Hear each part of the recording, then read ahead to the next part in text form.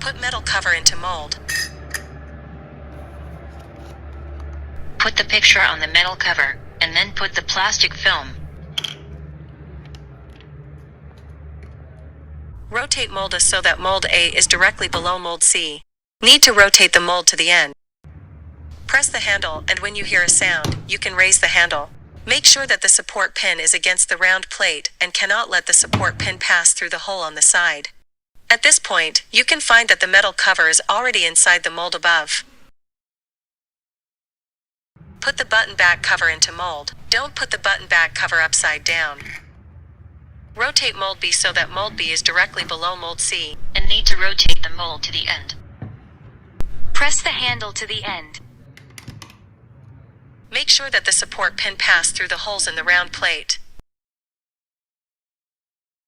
After the production is completed, the button is taken out of the mold.